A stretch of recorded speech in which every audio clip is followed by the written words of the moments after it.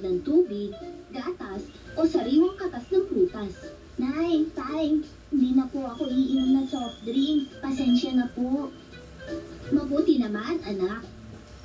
Ngunit-lingit sa kaalaman ng lahat, patuloy pa rin umiinom ng soft drink si Antonio. Tara, Antonio, mag-basketball tayo. Naku, ayoko mapagod. Soft drinks, gusto mo? Masarap to. Salamat, Antonio, pero hindi ako umiinom yan. Maging pag-uwi sa kanilang bahay, ay dumadaan muna siya sa tindahan at lihim na bumibili ng soft drinks upang inumin sa kanyang kwarto sa gabi bago siya matulog. Aling Nena, pabili po ng soft drinks. Ilang buwan ang lumipas. Napansin ni Antonio na nalaglag ang kanyang mga ngipin. Namamagarin ang kanyang kaliwang paa, dahilan upang hindi siya makalakad ng diretsyo. At gusto niyang umihi, ngunit hirap na hirap siya at napasigaw sa sakit.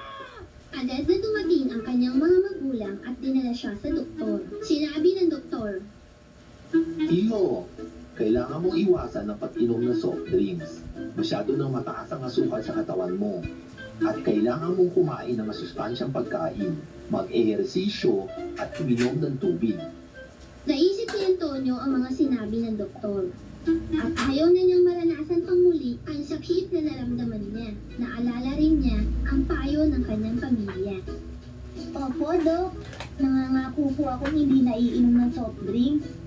Mula noon, tuluyan ng hindi uminom ng soft drink si Antonio. Natutunan niya na lahat ng sobra ay talagang masama. At dahil dito, naging mas malusog at mas masaya si Antonio.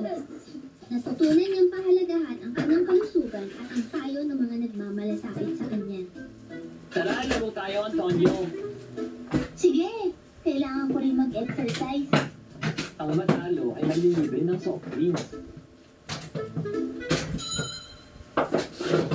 Oh, mga bata, nagustuhan niyo ba ang istorya ng